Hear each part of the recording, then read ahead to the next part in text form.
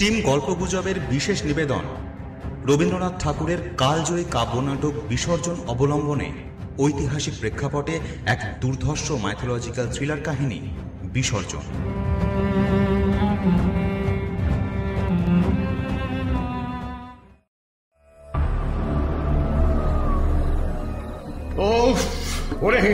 ওরে মূর্খ, এটা তুই কি করলি? এত সাধ্য সাধনা করে করা পরিকল্পনা তুই এইভাবে পণ্ড করে দিলি। এর শাস্তি তোকে পেতেই হবে।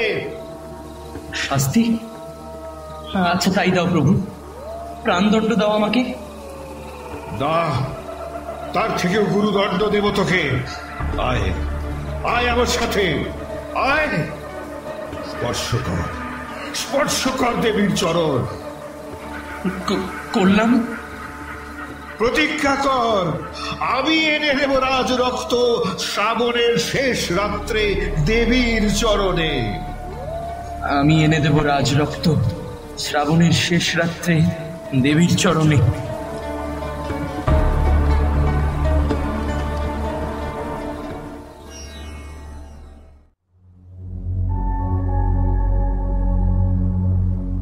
ধূমপান এবং মদ্যপান স্বাস্থ্যের জন্য ক্ষতিকারক।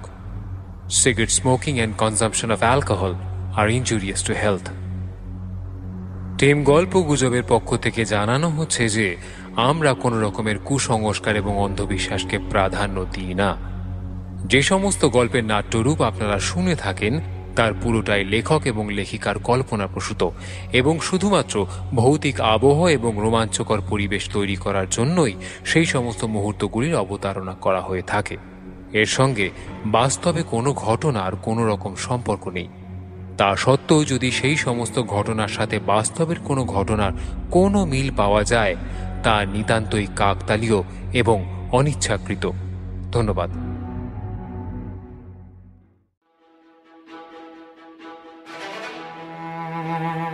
রবীন্দ্রনাথ ঠাকুর আজ থেকে ১৩৪ বছর আগে অর্থাৎ সন ১৯৯৭ জ্যৈষ্ঠ মাসে ইংরাজি ১৮৯০ সালে বিসর্জন কাব্যনাটকটি রচনা করেছিলেন, যেখানে বারংবার বিশ্বকবি তার লেখনীতে তুলে ধরেছেন ধর্মীয় গোঁড়ামি আর নিরীহ পশু রক্তপাতকে প্রতিহত করতে কিভাবে প্রতিবাদ করতে হয়, কিভাবে মনুষ্যত্ব দ্বারা সকলের মনকে জয় করতে হয়। আজও পরিলক্ষিত হয় ধর্মের নামে কিভাবে মানুষ মনুষ্যত্ব হারায়। রক্তপাত, হিংসা, হানাহানি এই সব কিছুর প্রতি সকলের কত আগ্রহ।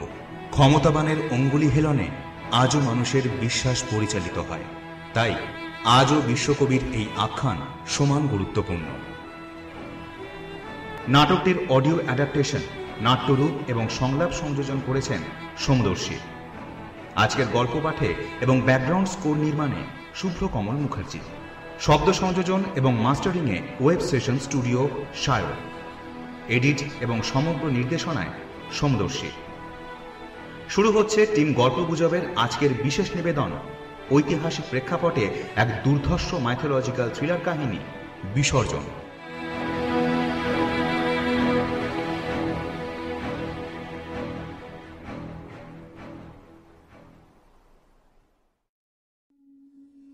ত্রিপুরা রাজ্য।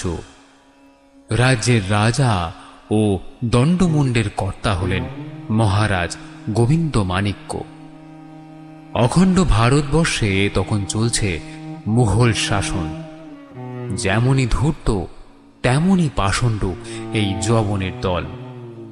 কিছুতেই যেন তাদের আশ আর মেটে না। দিল্লির মসনদ থেকে শুরু করে ধীরে ধীরে নিজেদের রাজত্বের সীমা বাড়াতে বাড়াতে ত্রিপুরা রাজ্যের কাছাকাছি এসে হাজির হয়েছে। সঠিক সময়ের জন্য অপেক্ষা করছে তারা। একটা সুযোগ পেলেই অতর্কিতে আক্রমণ করবে এই রাজ্য। রাজা গোবিন্দমাণিক্য সবই জানেন, কিন্তু তিনি যুদ্ধ নয় বরং শান্তির এবং ভ্রাতৃত্বের আদর্শেই বিশ্বাসী। যেমন প্রজাবৎসল তেমনি ধার্মিক ত্রিপুরা রাজ্যের মহারাজ। প্রজাদের কাছে যথেষ্ট প্রিয় পাত্র তিনি। ত্রিপুরার রক্ষা এবং পালনকর্ত্রী হলেন দেবী ত্রিপুরেশ্বরী। রাজ্যের একদিকে বিশাল বড় মন্দিরে অধিষ্ঠাত্রী হয়ে তিনি সতর্ক দৃষ্টি রেখে চলেছেন তাঁর সন্তানদের প্রতি। দেবীর একনিষ্ঠ সেবায়েত হলেন রঘুপতি।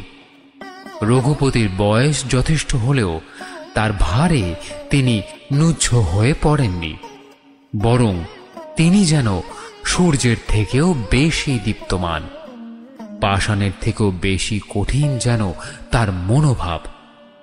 দেবী পুজোয় বিঘ্ন তিনি বরদাস্ত করেন না কোনো মতেই। সকাল সন্ধ্যা দেবীর পুজো করেন ভক্তি ভরে, আর প্রতি অমাবস্যায় দেবীকে তুষ্ট করেন বলি দ্বারা। শত সহস্র নিরীহ পশু দেবী ত্রিপুরেশ্বরীর লোল জিহ্বার করাল ক্ষুধা নিবারণ করতে নিজেদের রক্ত উৎসর্গ করে এসেছে। আর এই রক্তলীলা যুগ যুগ ধরে চলে আসছে দেবতার চরণতলে, যা আজ বৃদ্ধ হয়ে এসেছে এই বয়স্ক রঘুপতিরই মতো। রঘুপতির সদা সর্বদা সঙ্গী দেবী বাদেও আরও একজন ছিল, জয় সিংহ। অনেক দিন আগেকার কথা। জয়সিংহ যখন একদম ছোট্ট ছিল তখন তাকে দৈবাত পেয়ে গিয়েছিলেন রঘুপতি।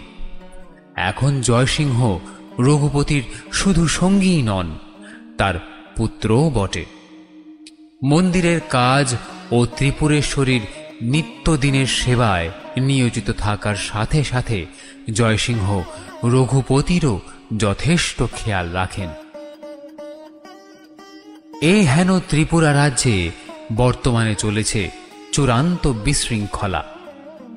রাজ্যের রাজা গোবিন্দমাণিক্য প্রজাদের প্রতি স্নেহশীল হলেও বর্তমান প্রজারা চান গোবিন্দমাণিক্য যত তাড়াতাড়ি সিংহাসন থেকে সরে যান ততই এ রাজ্যের জন্য মঙ্গল।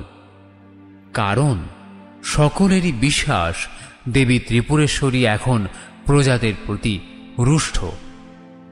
প্রজাদের মতে এই রুষ্টতার কিছু গুরুতর প্রমাণও তারা পেয়েছেন।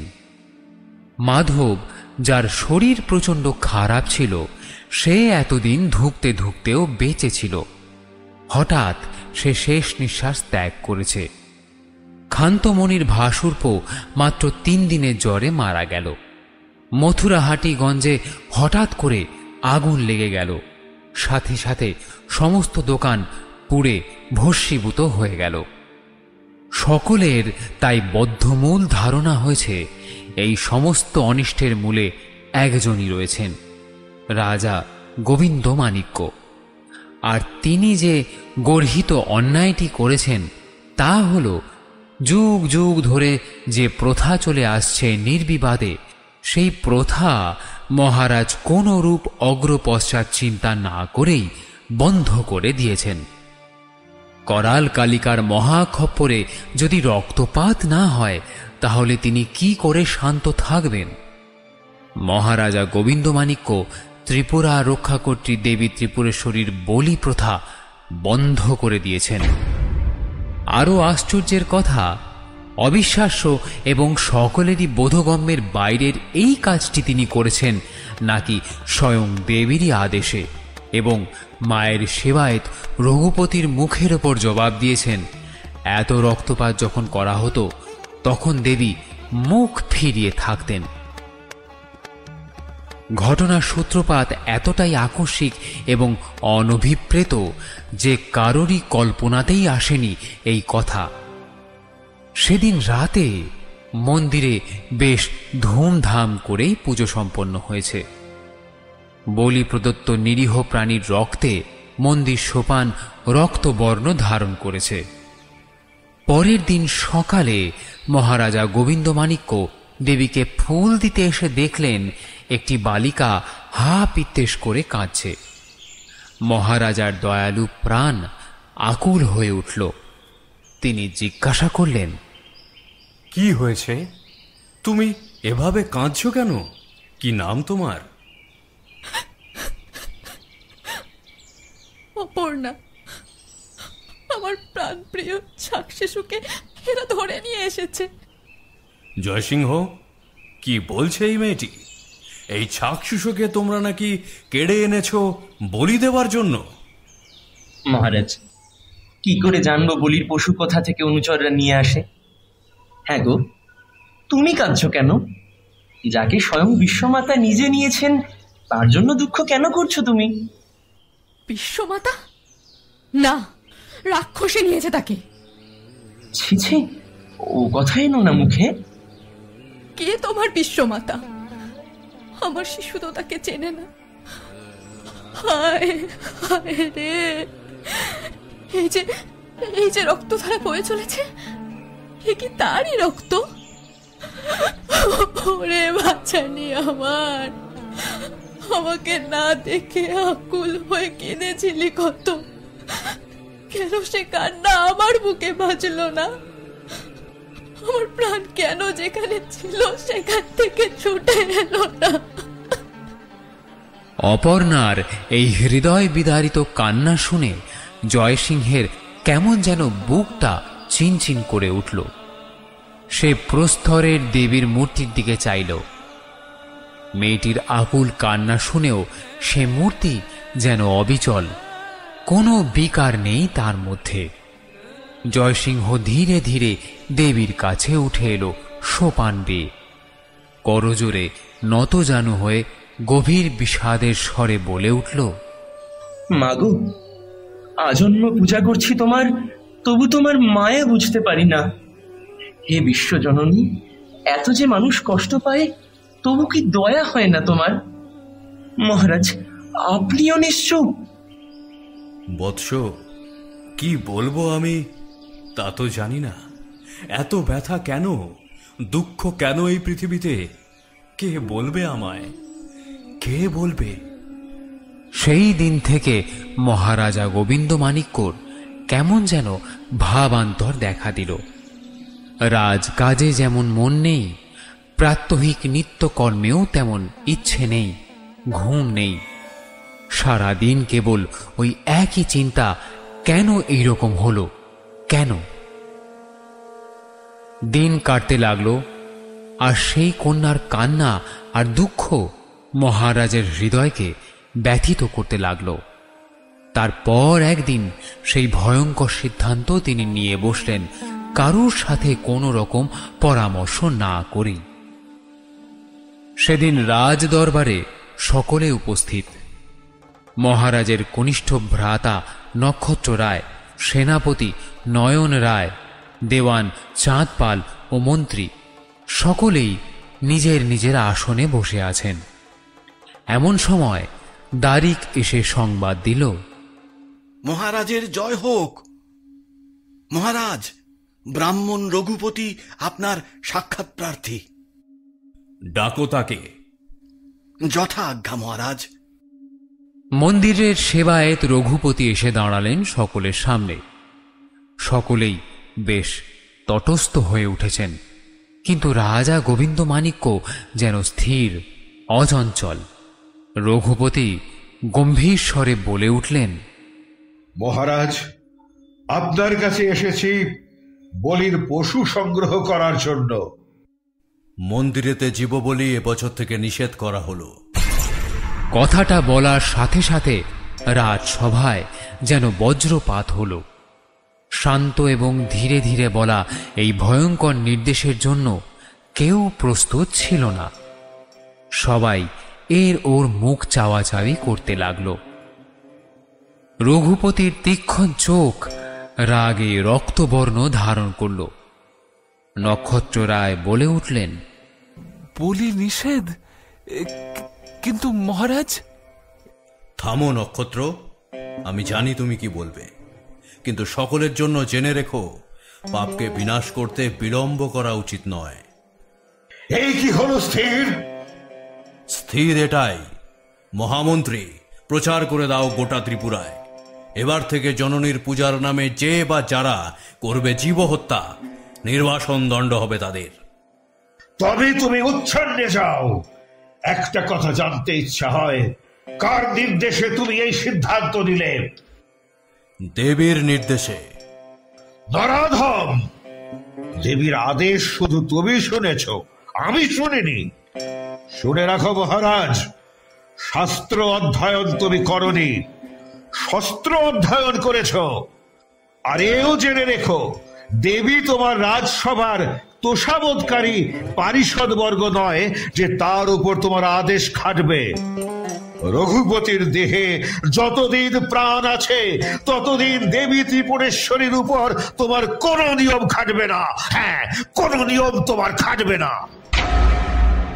রাজ দরবারে দেবী ত্রিপুরেশ্বরী তথা নিজের এই অপমান কিছুতেই রঘুপতি মেনে নিতে পারলেন না। ক্রোধে অপমানে সারা শরীর তার থর থর করে কাঁপছিল। দ্বীপ্রহরের রাঙা সূর্যদেব যত তেজে এই ধরিত্রীকে তপ্ত করছিলেন, তার থেকেও বেশি তেজ নিষ্কাশিত হচ্ছিল রঘুপতির শরীরের প্রতিটি অঙ্গ প্রত্যঙ্গ এবং রক্তবর্ণ দুই চোখ দিয়ে। দ্রুত পদে মন্দিরের দিকে অগ্রসর হচ্ছিলেন রঘুপতি। জয়সিংহ তখন অপর্ণার সাথে মন্দিরের সোপানে বসেছিল। যে দিন থেকে অপর্ণার প্রিয় ছাগ শিশু নিহত হয়েছিল বলির দ্বারা, সেই দিনের পর থেকেই দেবী মহামায়ার ইচ্ছেতেই যেন তারা একে অপরের কাছাকাছি আসতে শুরু করেছিল। প্রায়শই তারা মন্দিরে বসে কথা বলে, যদিও নিতান্ত সাধারণ এবং প্রাসঙ্গিকহীন সেই আলাপচারিতা। অপর্ণা, কি করো তুমি? কি করে দিন যাপন হয় তোমার? ভিখারিনীর দিন যাপন ভিক্ষা করেই যে হয় জয়সিংহ। জানো অপর্ণা, চারিদিকে কেবল হিংসার ধ্বংসের বাণী। দয়া বস্তুটাই যেন মানুষের মন থেকে অন্তর্হিত হয়েছে। মাঝে মাঝে ভাবি, কি হবে যেদিন ফুলের কোনো সৌরভ থাকবে না? 10টা দিক থেকে 10 রকম সন্দেহ যদি মানুষকে গ্রাস করে, তখন এই যে ক্ষুদ্র ক্ষুদ্র সুখ নিয়ে এত হানাহানি করে মানুষ, সে সুখ কোথায় থাকবে? তখন আমি, তুমি সকলেই যে একা হয়ে যাব। আচ্ছা জয়সিংহ, তুমি বুঝি একা, তাই না? দেখে মনে হয় কাঙালেরও কাঙাল তুমি। এমন একজনকে যেন তুমি আজন্ম খুঁজছো, যে তোমার সব দুঃখ কষ্টকে ভাগ করে নিতে পারে। ও কি, গুরুদেব আসছেন? ওনাকে দেখে বড় ভয় হয়, বড় কঠিন কঠোর ওনার দৃষ্টি। আমি বরং চলি। অপর্ণা প্রায় নিঃশব্দে সিঁড়ি বেয়ে নেমে পাশের গাছের আড়ালে অন্তর্হিত হল। রঘুপতি দৃঢ় পদক্ষেপে মন্দিরে প্রবেশ করলেন। জয়সিংহ জল এবং পরিচ্ছন্ন বস্ত্র নিয়ে রঘুপতির কাছে গিয়ে বলল, গুরুদেব, জল এবং বস্ত্র এনেছি। কে চেয়েছে এসব? অপরাধ করেছি কি? কে বলেছে অপরাধ করেছো তুমি? জয়সিংহ, ঘোর কলি ঘনিয়ে এসেছে। বাহুবল এখন ব্রহ্মতেজকে রাহুর মতো গ্রাস করতে চায়। হায় কলির দেবতা, মনে হয় তোমরাও চাটুকার হয়ে গেছো। তাই তো সিংহাসন এখন দেবতার সে বড় হয়ে সবকিছুকে পদানত করতে উদ্যত হয়েছে। কি হয়েছে গুরুদেব? এত বিচলিত কেন আপনি? কেন আমি বিচলিত? জয়সিংহ, জিজ্ঞাসা করো তোমার রক্ষা করতে, পালন করতে অপমানিত ত্রিপুরেশ্বরীকে। তোমার প্রাণপ্রিয় মহারাজ গোবিন্দ মাণিক্যর এত বড় স্পর্ধা মায়ের বলি নিষেধ করে দিয়েছে। বিচলিত হয়েও না প্রভু। যতই আমি তাকে সম্মান করি না কেন, আমার দেহে যতক্ষণ প্রাণ আছে জননীর পূজা কেউ বন্ধ করতে পারবে না। যতই কঠিন পণ করুক না কেন জয়সিংহ, তার মন তো রঘুপতির মতো কঠিন কঠোর আর ধর্মীয় গোড়ামিপূর্ণ ছিল না। তার মন ছিল ফুলের মতো কোমল, কিন্তু চারিত্রিক দৃঢ়তা ছিল অত্যন্ত বেশি। কিন্তু মহারাজের নিষেধ মানা একটা কথা, আর তার বিরুদ্ধে গিয়ে গুরুর আদেশকে রক্ষা করা ও বলিদানের শতাব্দী প্রাচীন প্রথাকে চালিয়ে নিয়ে যাওয়া আরেক ধরনের কথা। বস্তুতই মহাকালের রথচক্রের অদূর ভবিষ্যতে যে মারাত্মক কিছু ঘটতে চলেছে সেটা যেন নির্ধারিত হয়ে গিয়েছিল সেই দিনই। মহারাজের আদেশের ভয়ঙ্কর প্রতিক্রিয়া সারা রাজ্যে ছড়িয়ে পড়েছিল আগুনের মতো, যে আগুনের আঁচ রাজপুরীর অন্দরমহলেও এসে পড়েছিল খুব আকস্মিকভাবেই। সেদিন মহারানী গুণবতী পূজা পাঠিয়েছিলেন দেবীর উদ্দেশ্যে, কিন্তু মন্দিরের দ্বার থেকেই সেই পুজো ফিরে এসেছে। কি বললে? আমার পূজা ফিরিয়ে দিয়েছে? হ্যাঁ রানীমা। কার এত সাহস? যে কথা মুখে বলতে সাহস হয় না, তবে আপনি একটু প্রচেষ্টা করলেই সবটা জানতে পারবেন। কাল রাতেই ব্রাহ্মণরা আশীর্বাদ করে গেলেন, আর এক রাতেই সব নিয়ম উল্টে গেল। এরকম হতে পারে না। যা যা, তুই তাড়াতাড়ি ব্রাহ্মণ ঠাকুরকে ডেকে আন। আগে আসার পথে দেখলাম তিনি এ পথেই আসছেন, হয়তো আপনারই কাছে। পরিচারিকার কথা শেষ হতে না হতেই হঠাৎ রঘুপতি এসে দাঁড়ালেন দরজায়। তাকে দেখে গুণবতী শঙ্কিত এবং ব্যস্ত হয়ে উঠলেন। পরিচারিকাকে বিদায় দিয়ে রঘুপতির পায়ের কাছে নতজানু হয়ে বসে পড়লেন। তারপর বললেন, প্রভু, মায়ের দ্বার থেকে আমার পূজা ফিরে এসেছে। মহারানী, মায়ের দ্বার থেকে শুধু যে তোমার পূজায় ফিরে গেছে তা নয়, মনে রেখো, দ্বারে দ্বারে ভিক্ষা করে কষ্ট করে গরিব প্রজারা যে পূজা এনেছিল, সেই পূজা থেকে তোমার পূজা কোনো অংশে বড় নয়, আলাদা নয়। কিন্তু সবচেয়ে অনর্থের কথা হলো দেবীর পূজা ফিরে গেছে। এই বড় সর্বনাশের কথা রাজদর্প ধীরে ধীরে স্ফীত হয়ে পৃথিবীর রাজত্বের সীমা অতিক্রম করতে চাইছে, আর সিংহাসনের করাল ছায়া মায়ের দ্বারে পড়ে স্বয়ং ত্রিপুরেশ্বরীর মহিমাকে গ্রাস করতে চাইছে। কি হবে ঠাকুর? এই বিপদ থেকে, এই সংশয় থেকে তুমি রক্ষা করো ঠাকুর। কি হবে তা তো মহা মায়াই জানেন। আমি কেবল জানি এই দম্ভ বেশি দিন থাকবে না, ধ্বংস হবেই। যে সম্মান রাজগরিমা পূর্বপুরুষেরা লাভ করেছিলেন বহু সাধ্য সাধনায়, তাসের ঘরের মতো ধূলিসাৎ হয়ে যাবে অচিরে। আর রাজেন্দ্রাণী, আমি রক্ষা করব এই বিপদ থেকে। যে প্রবল রাজা শুধু মর্তে নয়, স্বর্গেও নিজের আদেশ প্রচার করতে চাইছে, তুমি তারই রানী। ঠিক ঠিক, কলির ব্রাহ্মণদের ধিক্কার দিতে ইচ্ছা করে। এক এক সময় জানো মহারানী, মনে হয় বৃথা ব্রহ্ম তেজ আহত বৃশ্চিকের মতো বুকে দংশন করছে। মনে হয় এই উপবিদকে। রঘুপতি রেগে গিয়ে নিজের পৈতে ছিঁড়তে উদ্যত হলে গুণবতী ভীত এবং সন্ত্রস্ত হয়ে ওঠেন। রঘুপতির পা দুখানি জড়িয়ে ধরে তিনি চিৎকার করে বলে ওঠেন, হে ভগবান, এ কি অনর্থ করতে উদ্যত হয়েছ ঠাকুর? ক্ষমা করো, ক্ষমা করো নির্দোষীকে।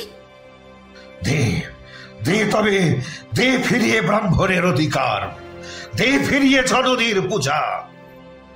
দেব দেব, যা চাও সব দেব।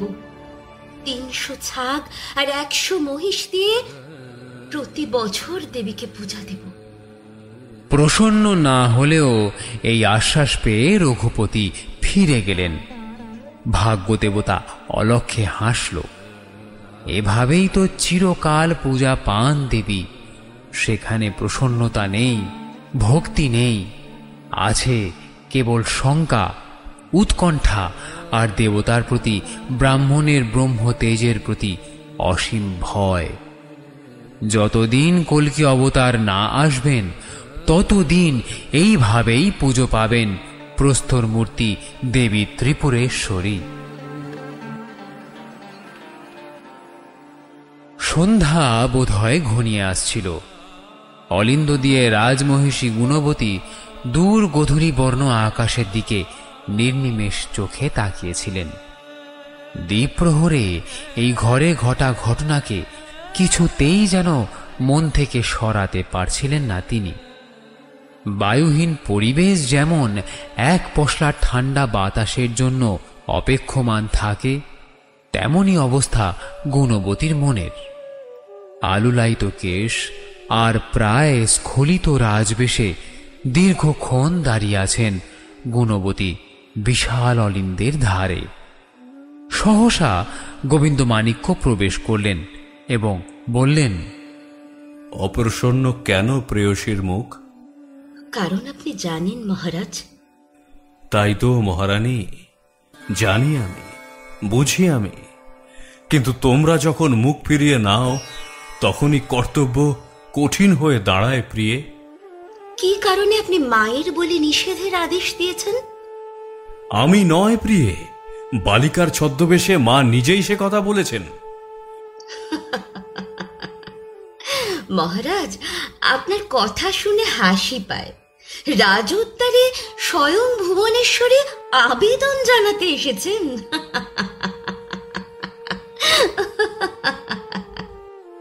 হেসো না প্রিয়ে, হেসো না, একথা একদম সত্যি।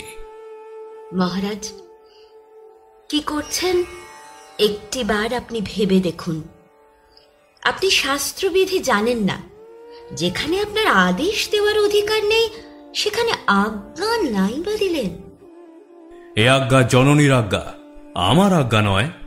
আর এই আদেশ যা দেবী আমার মুখ দিয়ে দেওয়া করিয়েছেন তা কোনো দিনও লঙ্ঘন হবে না। এই বলে গোবিন্দমাণিক্য কক্ষ থেকে বেরিয়ে গেলেন। কিন্তু গুণবতী ভাবতেও পারেননি মহারাজ তারই অনুরোধকে প্রত্যাখ্যান করে দেবেন। ক্রুদ্ধ সর্পিণীর মতো ফুঁসতে লাগলেন তিনি।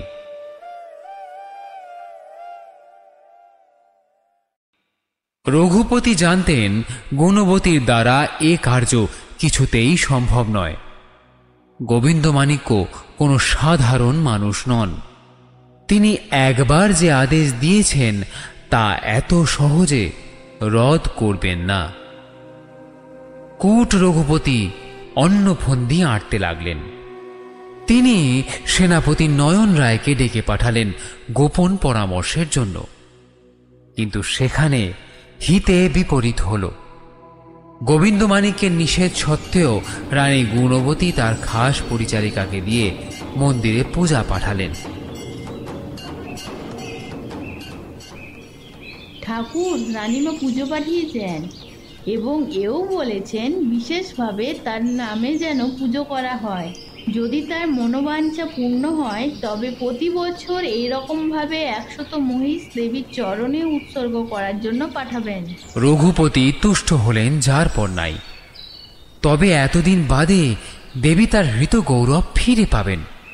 করাল কালিকা আজ অনেক দিন বাদে রক্ত দ্বারা অভিষিক্ত হবেন। আনন্দের সাথে জয়সিংহকে ডাক দিলেন। জয়সিংহ, জয়সিংহ, তাড়াতাড়ি এসো, দেবীর পূজার আয়োজন করতে হবে। জয় মা, জয় মা। ওরে ওরে, কে কোথায় আছিস? তাড়াতাড়ি আয়, আজ অভয়ার পূজা হবে। ওরে ওরে, তোরা দাঁড়িয়ে রইলি কেন? বাজা বাজা, ভালো করে ঢাক বাজা। জয় মা। মুহূর্তের মধ্যেই সকলে উপস্থিত হল। ঢাকে কাঠি পড়ল। সেই প্রবল আওয়াজে নিরীহ প্রাণীদের আকুল কান্না চাপা পড়ে গেল। প্রবল ভয়ে তারা দেখল বলির হাড়ি কাঠকে, যা এখনো সিঁদুর আর নিরীহ প্রাণীর রক্তে রাঙা বর্ণ ধারণ করে আছে। দেবীর অর্চনা শেষ করে যে মুহূর্তে বলি প্রদত্ত একটি ছাগ শিশুকে হাড়ি কাঠে যুক্ত করা হয়েছে, বজ্রপাতের মতো হঠাৎ এসে হাজির হলেন গোবিন্দমাণিক্য। প্রচণ্ড রেগে হুঙ্কার দিয়ে বলে উঠলেন, বন্ধ করো। কি হলো রঘুপতি? আমার আদেশ কি আপনি শোনেননি? না, শুনিনি। তবে আপনি এ রাজ্যে কেউ নন। সে কথা বলার কে আপনি?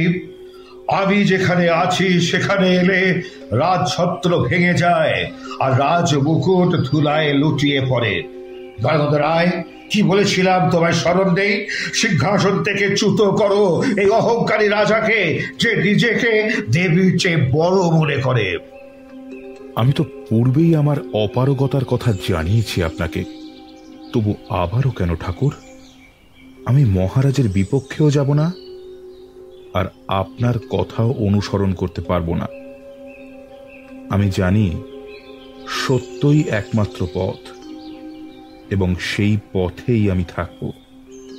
সেনাপতি নয়ন রায়, সৈন্য নিয়ে এখানে থাকো, দেখো যেন এক ফোঁটা রক্তপাত এখানে না হয়। ক্ষমা করবেন মহারাজ, আমি এ কাজ করতে অক্ষম। অক্ষম? বেশ, তবে তোমার অস্ত্র চাঁদপালকে দাও। আজ থেকে চাঁদপাল দুটি পদে বহাল হবে, দেওয়ান ও সেনাপতি। চাঁদপালকে কেন মহারাজ? এ অস্ত্র আপনার পিতামহ আমার পিতামহকে দিয়েছিলেন। ফিরিয়ে নিতে চাইলে নিজের হাতেই ফিরিয়ে নেন। গোবিন্দমাণিক্যের হাতে নয়ন রায় অস্ত্র তুলে দিলেন। তিনি ভাবলেন, অবশেষে এমন দিনও তাকে দেখতে হলো যখন সৈন্য দিয়ে ধর্মকে আগল দিতে হয়। যারা বহু বর্ষ ধরে রাজ পরিবারের রাজকার্যে একনিষ্ঠ সদস্য থেকেছেন, তারা পর্যন্ত সরে যাচ্ছেন শুধুমাত্র ধর্মর জন্য, ভীত সন্ত্রস্ত হয়ে। তবে কি অলক্ষ্যে রঘুপতির অভিশাপই ফলতে চলেছে? একে একে তার সকল বিশ্বাসভাজন তাকে ছেড়ে চলে যাবে। জয়সিংহ এতক্ষণ চুপ করে দাঁড়িয়েছিল। সহসা মহারাজের পা জড়িয়ে ধরে এসে বলল, মহারাজ, মহারাজ, একটাই মিনতি, দয়া করে এভাবে দেবীকে আড়াল করে দাঁড়িও না, পূজার অনুমতি দাও। রঘুপতি এতক্ষণ চুপ থাকলেও আর ধৈর্য ধরে রাখতে পারলেন না। রাগে রক্তচক্ষু মেলে জয়সিংহকে বললেন, জয়সিংহ, তোমার কি কাণ্ডজ্ঞান লুপ্ত হয়েছে? কার কাছে, কার পায়ে পড়ে আছো? উঠে এসো এখনই। জেনে রেখো, একমাত্র আমি তোমার গুরু। গুরু ধর্ম বড় ধর্ম, আর গুরুর আদেশই প্রধান আদেশ। চলে এসো আমার সাথে।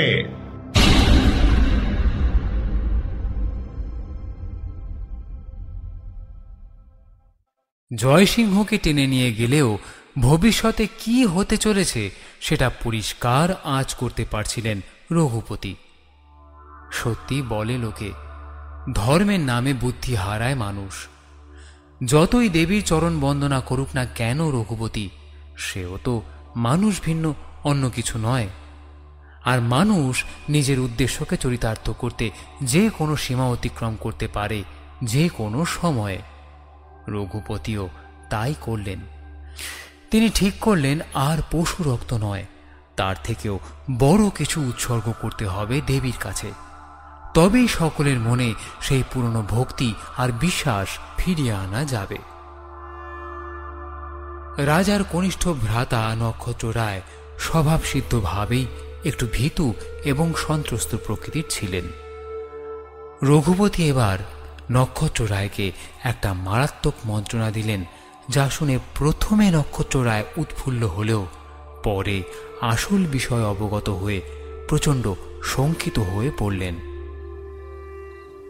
নক্ষত্র, তোমার ভাগ্য পরিবর্তিত হতে চলেছে। গতকাল স্বপ্নে দেখলাম তুমি রাজা হবে। আমি রাজা হব? বলো কি, বলো কি ঠাকুর? এই যে নতুন কথা শুনলাম। কিন্তু কি জানো ঠাকুর, আমার যা মন্দ কপাল, আর সবই যখন দৈবাতের হাতে।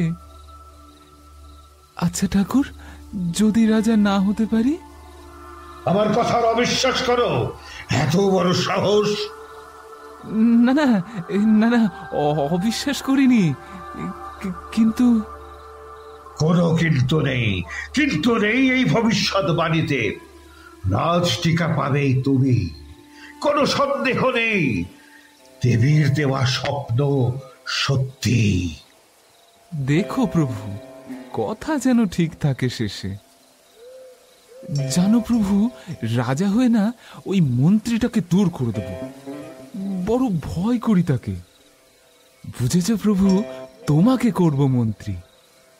তোমার মন্ত্রিত্বের পদে আমি পদাঘাত করি। বেশ বেশ, জয়সিংহ জয়সিংহ মন্ত্রী হবে। কিন্তু প্রভু, সবই যখন জানো, বলো দেখি কবে রাজা হব?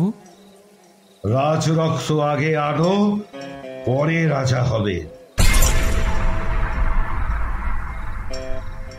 কিন্তু গুরুদেব, আজ জয়সিংহ স্থির হয়ে থাকো। স্থির যদি না থাকতে পারো, দূর হয়ে যাও এখান থেকে।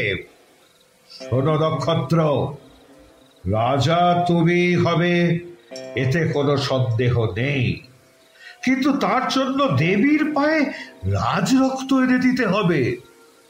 গোবিন্দ মাণিক্য আর তুমি, তোমরা দুজনেই ভ্রাতা। মনে রেখো, গোবিন্দ মাণিক্য রক্ত না যদি দেবী পান, তোমার রক্ত আছে। মহাকালী যখন তৃষ্ণার্ত হয়েছেন, তখন ধর্মাধর্ম, ভালো মন্দ বিচারের সময় নেই। সে কথাটা তুমি মনে রেখো।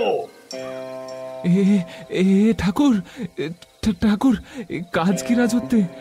রাজরক্ত রাজদেহি থাকতে দাও। আমি যা আছি তাই ভালো, যা আছি তাই ভালো। মুক্তি নেই, মুক্তি নেই। রাজরক্ত তোমাকে আনতেই হবে। এখন বিদায় হও, আর যতক্ষণ আমি কিছু না বলি, এই মুখটা বন্ধ করে রেখো। রঘুপতির কথা, তার মুখভঙ্গি এবং রক্তচক্ষু দেখে ভীত নক্ষত্রের প্রাণটা যেন গলায় আটকে গিয়েছিল। রঘুপতির কাছ থেকে মুক্তি পাওয়ার পর পরিমরি করে দেবীকে স্মরণ করতে করতে দৌড় লাগালেন মন্দিরের দিকে। কিন্তু নক্ষত্র কাপুরুষ হতে পারেন, জয়সিংহ তো নয়। রঘুপতির কথা শুনে জয়সিংহের বুকের মধ্যে যেন শেল বিঁধল। একই কথা বললেন গুরুদেব? রাজরক্ত চান দেবী? এতটাই তার রক্ত তৃষ্ণা? কি বললেন আপনি গুরুদেব? শেষ পর্যন্ত ভাই দিয়ে ভ্রাতৃ হত্যা করতে হবে দেবীর তৃষ্ণা মেটানোর জন্য? এই কি সত্যি পুণ্য গুরুদেব? পাপ, পুণ্য, ন্যায়, অন্যায়, এসবের তুমি কি জানো? কি বোঝো তুমি? এসব আপনার কাছেই যে শিখেছি গুরুদেব। বেশ, এসো বৎস, বসো বসো এই সোপানে। তোমায় আর একটা শিক্ষা দিই। পাপ পুণ্য বলে কিছু নেই এই পৃথিবীতে। কে ভ্রাতা, কে পিতা, কেই বা আত্মপর, এসব আমাদের চিন্তাধারার বিষয়। পুত্র, কে বলেছে তোমায় হত্যাকাণ্ড পাপ? বৎস, এ জগৎ মহা হত্যাশালা। এই যে এত প্রাণীর পলকের মধ্যে মৃত্যু ঘটছে। আচ্ছা, ওরা কি জীব নয়? জেনে রেখো, বৃদ্ধ মহাকাল অলক্ষ্যে বসে প্রতিটি মুহূর্তে রক্ত আলেখ্য লিখে চলেছেন তোমার আমার এই গোটা প্রাণীকুলের। এই ধরনের প্রতিটি ধূলিকণা হত্যা দ্বারা খচিত। হত্যা কোথায় নেই, রক্তপাত কোথায় নেই জয়সিংহ? অরণ্যের মাঝে, লোকালয়ে, কীটের গর্তে, পাখির বাসায়, অগাধ সাগর জলে আর নির্মল আকাশ, কোথাও হত্যাবিহীন নয়। এই সমাজ, দেশ, এই গোটা বিশ্ব প্রতি মুহূর্তে হত্যা লীলায় মেতে আছে। যে দেখো, যে দেখো, আহা, মুখ লুকিও না জয়সিংহ, যে দেখো, ওই দেখো, ওই দেখো মহাকালী কাল স্বরূপিণী রূপে করাল জিহ্বা বের করে দাঁড়িয়ে আছেন। আর ওর ওই রক্তরাঙা জিহ্বায় ওই অনন্ত খরপরে বিশ্বের সকল প্রাণীর রক্ত এসে পড়ছে নিষ্পেষিত দ্রাক্ষারসের মতো। থামো, থামো প্রভু, থামো, দয়া করে থামো। তুমি মায়াবিনী, পিশাচিনী, মাতৃহীন জগতে তুই এসেছিস মায়ের ছদ্মবেশে কেবল রক্ত পান করার জন্য। পাখির বাসায় অন্ধ সদ্যজাত পক্ষী শাবক ক্ষুধার্ত মুখে মায়ের জন্য হা পিত্তেশ করে বসে থাকে কখন মা আসবে। কিন্তু হঠাৎ তীক্ষ্ণ ঠোঁটের আঘাতে তারা মারা যায়, কারণ তাদের সামনে মা নয়, দাঁড়িয়ে আছে অন্য পক্ষী, তাদের কাল হয়ে, মৃত্যুদূত হয়ে। তেমনি কি তোর আশ্রয় হয় মা গো? বল বল মা, একবার ওই পাষাণ রূপ খণ্ড খণ্ড করে বল। তবে বল, কেন মেঘ থেকে বৃষ্টি ধারা ঝরে পড়ে? পাথরকে উপেক্ষা করে কেন নদী শুষ্ক ধরণীর ওপর দিয়ে বয়ে যায়? কেন কাঁটার ওপর কোমল পুষ্প ফোটে? গুরুদেব, ওই দেখো, যে দেখো, মা আমার হাসছে আমার বিলাপ দেখে। ভক্তের এই হৃদয়ে বলি দিলে কেমন লাগে তাই ভাবছে। বল না মা, বল, দেবই ছুরি বুকে বসিয়ে মানব জন্ম তোর সন্তান রূপে জন্ম নেওয়া চিরতরে শেষ হয়ে যাবে। এই শিরা ছেঁড়া রক্ত তোর কি এতই ভালো লাগবে রে? আমার রক্ত যায় যাক মা, তাই বলে রাজ রক্ত। সত্যি কি তুই এত রক্ত পিপাসিনী? তবে বন্ধ হোক বলি। হোক বন্ধ। না না প্রভু, ভুল করে ফেলেছি, ক্ষমা করো। কি সব প্রলাপ যে বকে চলেছি নিজেই জানি না। প্রভু, আমার সাথে ছলনা করো না। সত্যি রাজরক্ত জানত মহামায়া। বেশ, সে রক্ত আমি নিজেই নিয়ে আসবো, তবু আমি ভ্রাতৃহত্যা হতে দেব না। ওরে বৎস, সত্যি বলছি, শিশুকাল থেকে তোকে পালন করেছি, তোকে আমি হারাতে পারবো না। জেনে রাখিস, দেবতার আজ্ঞা পাপ নয়। পুণ্য তবে? সেই পুণ্য অন্য কেউ নয়, আমি অর্জন করব। পিতা এবং পুত্র মন্দিরের সোপানে বসে চোখের জল ফেলতে লাগলেন। এমন সময় হঠাৎ দুয়ারে অপর্ণা এসে দাঁড়ালো। জয়সিংহ তাকে দেখতে না পেলেও রঘুপতি দেখতে পেয়েছে তাকে। সাথে সাথে এতক্ষণ ধরে যে কষ্ট দুঃখে তার হৃদয় আর্দ্র হয়েছিল মুহূর্তে জ্বলে উঠল ক্রূর কঠোর এক রাগে। অপর্ণা স্বাভাবিক স্বরেই বলল, জয়সিংহ, জয়সিংহ, কোথায় তো? ও, তুমি এখানে? কি হয়েছে তোমার? মুখটা এরকম লাগছে কেন? দূর হয়ে যা, তুই দূর হয়ে যা। ওরে উপদেবী, কুহকিনী, জয়সিংহকে আমার কাছ থেকে, দেবীর কাছ থেকে কেড়ে নিতে চাস তুই? আমার থেকে দেবীর কিসের ভয়? কেড়ে নেবার ক্ষমতা শুধু ওর আছে, তাই ভয় হয় কখন আমার সবও কেড়ে নেয়। জয়সিংহ, বৃথা অশ্রু জল বর্ষণ করো না, দূর করে দাও ওই বালিকাকে। কি বলছো ঠাকুর? দূর করে দেব ওকে? আমারই মতো হতভাগী ভিখারিনী মন্দির আশ্রিত এক খণ্ড প্রাণ, ওকেও তাড়িয়ে দেব গুরুদেব? হ্যাঁ, দেবে। চলে যা অপর্ণা, চলে যা তুই। শুধু জেনে রাখিস, এ পৃথিবীতে দয়া, মায়া, স্নেহ, প্রেম সব মিথ্যে। মরে যা তুই। মৃত্যুর থেকে দয়াময় আর কেউ নেই রে, নেই। তুই মরে যা অপর্ণা। জয়সিংহ, জয়সিংহ, এই মন্দির থেকে চলে এসো। চলো, আমরা দুজনে দূরে কোথাও চলে যাই। পারবো না রে অপর্ণা, পারবো না। আমি সত্য কারাগারে চির আবদ্ধ যে আমি। জয় সিংহ, এমন প্রেমালাপ করে কি লাভ? তাড়িয়ে দাও ওকে, তাড়িয়ে দাও। মায়াবিনী মায়া বিস্তার করে অনিষ্ট করতে চাস? চলে যা অপর্ণা। তুই যদি না যেতে চাস, আমি চলে যাচ্ছি এখান থেকে। নিষ্ঠুর ব্রাহ্মণ, কি ভেবেছ এভাবে আটকে রাখবে জয়সিংহকে? আমি এক সামান্য নারী তোমাকে অভিশাপ দিচ্ছি। এই বন্ধনে ওকে আর বেশি দিন বেঁধে রাখতে পারবে না, কিছুতেই না।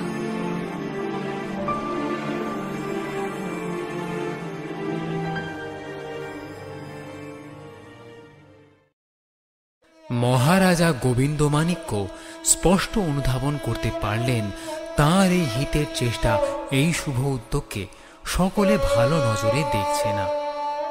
বহুদিনের সঙ্গী নয়ন রায় এক কথায় তাকে পরিত্যাগ করলেন। মহারানী গুণবতীর চোখে আজ তিনি অনেক নিচে নেমে গিয়েছেন। রাজ্যের সকল প্রজা তার দিক থেকে মুখ ফিরিয়ে নিয়েছে। প্রকাশ্যে অপ্রকাশ্যে সকলে তাকে সাপ সাবান্ত করছে। তার উপর রঘুপতি সমস্ত প্রজাদের উত্তেজিত করছে। প্রতি মুহূর্তে যেন শিকারী ঈগলের মতো সুযোগ খুঁজছে, অজান্তে আঘাত করছে বিভিন্ন দিক থেকে। সত্যি মানুষের রক্তের এত নেশা, মাঝে মাঝে তার মনে হয় আমরা কি প্রকৃতই সভ্য? এত হিংসা, হানাহানি, রক্তের নেশা মানুষের। মনে মনে ক্ষতবিক্ষত হচ্ছিলেন গোবিন্দমাণিক্য। শুধু তাই নয়, এইমাত্র আরো দুটি ভয়ঙ্কর সংবাদ পেলেন সেনাপতি চাঁদপালের কাছ থেকে। একটি খবর অনেকদিন ধরেই অবগত ছিলেন তিনি। সীমান্তে মুঘল সেনারা আস্তে আস্তে জড়ো হতে শুরু করেছে। যে কোনো মুহূর্তে আক্রমণ করতে পারে ওরা। সেসব হয়তো গোবিন্দমাণিক্য সহ্য করে নেবেন, কারণ বহিঃশত্রুর আক্রমণ থেকে প্রজা তথা সমগ্র রাজ্যকে রক্ষা করা তাঁর কর্তব্য। কিন্তু যে শত্রু ভেতর থেকে ছুরি শানাচ্ছে, তাকে কি করে আটকাবেন তিনি? চাঁদপাল জানিয়েছে মহারাজের কনিষ্ঠ ভ্রাতা নক্ষত্র রায় নাকি তাকে হত্যা করার ষড়যন্ত্র শুরু করেছে। গোপনে রঘুপতি আর নক্ষত্র রায় মিলে সমস্ত কিছু ঠিক করে ফেলেছে। কিন্তু কেন? সত্যি কি তার আপন ভাই তার বুকে ছুরি বসাবে? হতে কি পারে এই অসম্ভব কাজ? বিচলিত হয়ে উঠলেন তিনি। রাজপুরীর অঙ্গন থেকে কয়েকখানা রক্তবর্ণ জবা নিয়ে এসে হাজির হলেন দেবী ত্রিপুরেশ্বরীর মন্দিরে। মন্দিরের গাত্রে মাথা রেখে শূন্য দৃষ্টিতে তাকিয়েছিলেন জয়সিংহ। তার মন ভালো নেই, কোনো কাজে ইচ্ছে নেই। কেবল একটাই কথা, একটাই শঙ্কা বারবার তার মনে মাথা চাড়া দিয়ে উঠছে। সত্যি দেবী রাজরক্ত চান? এমন সময় মহারাজা গোবিন্দমাণিক্যকে দেখে তার ভাবান্তর হল। গোবিন্দমাণিক্য জয়সিংহকে উপেক্ষা করে আপন মনে দেবীর কাছে গিয়ে উপস্থিত হলেন। ফুল এনেছি মহাদেবী। রক্ত নয়, বিভীষিকা নয়, হিংসা নয়, কেবল দুটো রাঙা জবা ফুল। তুই যদি এই রকম করিস, তুই যদি রক্ত পিয়াসিনী হয়ে যাস, সমগ্র মানব জাতির কি হবে মা? পাষাণ তনয়া ইচ্ছামতি, একবার পাষাণ ভেঙে বল মা, এই যে চারিদিক থেকে আমার প্রতি এত আঘাত আসছে, সে কি আমারই জন্য? আজ আমার বন্ধু শত্রু হয়ে গেছে। স্বামীর দিক থেকে তার আজন্ম সঙ্গী, তার অর্ধাঙ্গিনী মুখ ফিরিয়েছে। রাজ্যের প্রজারা আমার মৃত্যু কামনা করছে। এসব কি হচ্ছে? শুধু তোমার বলি বন্ধ করেছি তার জন্য? এত তৃষ্ণা তোমার মা? আমি কি সত্যি ভুল করেছি? বেশ বেশ, তাহলে তাই হোক। আমার রক্তেই মিটে যাক সবকিছু, মিটুক তোমার আজন্মের রক্ত তৃষ্ণা। বল মা, একটিবার বল, সত্যই কি রাজ রক্ত চাস তুই? হেন সময় হঠাৎ আকস্মিক বজ্রপাতের মতো একটি গুরু গম্ভীর স্বর গোটা মন্দির প্রান্তর জুড়ে প্রতিধ্বনিত হয়ে গেল, যা শুনে জয়সিংহের সারা শরীর দিয়ে একটা ঠান্ডা হিমেল স্রোত প্রবাহিত হয়ে গেল। স্বয়ং দেবী মনুষ্য কণ্ঠে বলে উঠলেন এক কঠিন কঠোর শব্দ। আর কোনো সংশয়ই থাকতে পারে না। জয়সিংহ বুঝলেন গুরু রঘুপতি ঠিক বলেছেন, সত্যি রাজ রক্ত চান দেবী। পাষাণ আজ নিজের রূপ পরিত্যাগ করে বলেছেন, সত্যি রক্তেই তিনি তুষ্ট হবেন, রাজা গোবিন্দমাণিক্যের রক্তে। কোমর থেকে ছুরিকা উন্মোচন করে ধীরে ধীরে গোবিন্দমাণিক্যর কাছে এগিয়ে গেলেন জয়সিংহ। মহারাজের মুখে তখনও লেগে আছে এক শান্ত অমলিন স্মিত হাসি, যদিও তার পিছনে লুকিয়ে আছে এক গভীর বিষাদ। রাজার মুখ দেখে খানিক থমকে গেলেন জয়সিংহ, কিছু ভাবলেন যেন। কিন্তু আজ আর ভাবাভাবির দরকার তো কিছু নেই। দেবী স্বয়ং যখন বলেছেন, তখন সংশয় আর কিসের? মহারাজ, ইষ্ট নাম করুন। দেবী স্বয়ং বলেছেন নিজের মুখে, রাজরক্ত চাই তার। না জয়সিংহ, দেবী না। অন্তরাল থেকে রঘুপতি বলেছেন ওই কথা, দেবী নয়। এই স্বর যে আমার পূর্ব পরিচিত। সহসা জয়সিংহের হাত থেকে ছুরি খসে পড়ে গেল। এ কি বললেন মহারাজ? রঘুপতি বললেন দেবী নয়? এ কি হচ্ছে তার সঙ্গে? কেন হচ্ছে? কি চাইছেন দেবী? কত কষ্ট দেবেন আর কত সংশয়ের মধ্যে নিক্ষেপ করবেন তাকে?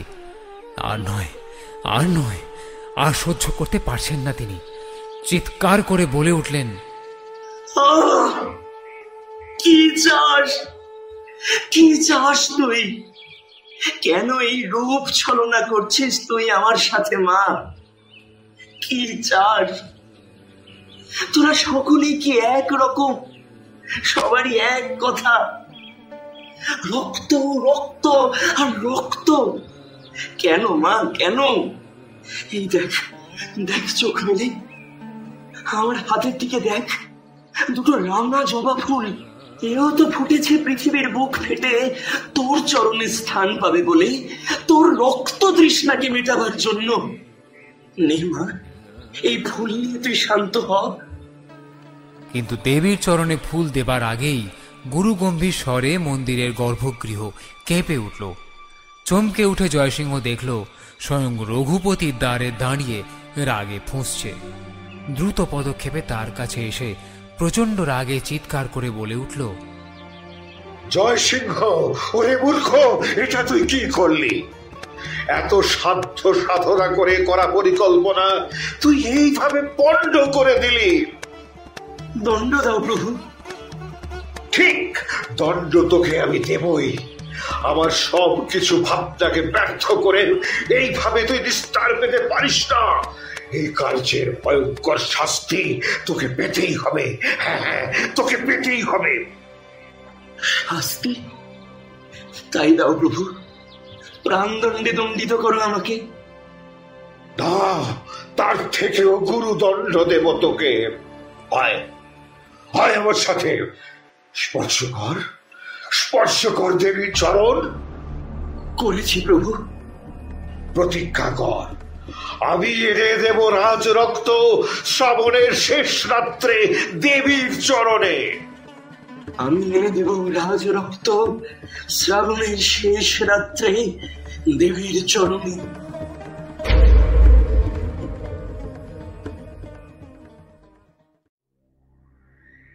এত কিছু সাধ্য সাধনা করেও রঘুপতি বারবার ব্যর্থ হচ্ছেন নিজের অভীষ্ট লাভে।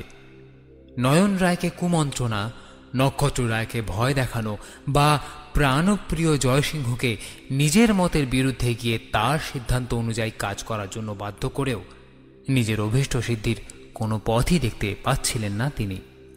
এমন সময় তিনি ক্রূর একটা পরিকল্পনা করলেন, যাতে সমস্ত প্রজাকে আরও উত্তেজিত করা যায় রাজা গোবিন্দমাণিক্যের ওপরে।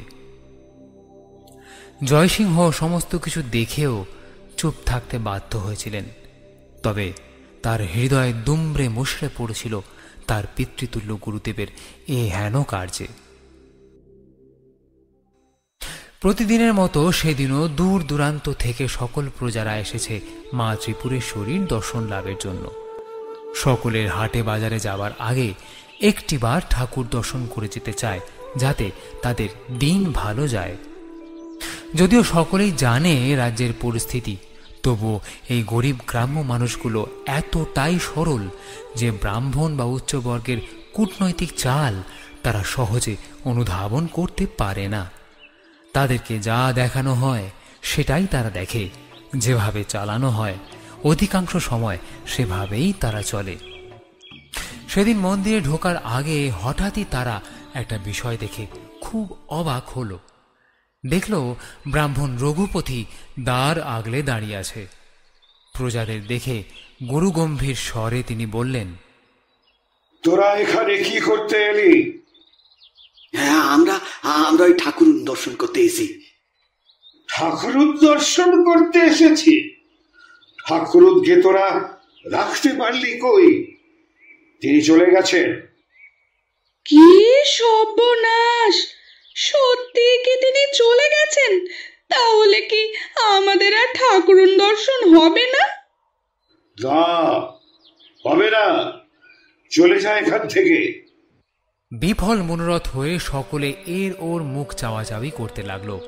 কি করবে সকলে ভেবে পেল না। যদি সকাল সকালই এই অবস্থা হয় তাহলে কি হবে সারাটা দিন, কি রকমই না খারাপ কাটবে গোটা দিনটা, এটা বলার অপেক্ষা রাখে না।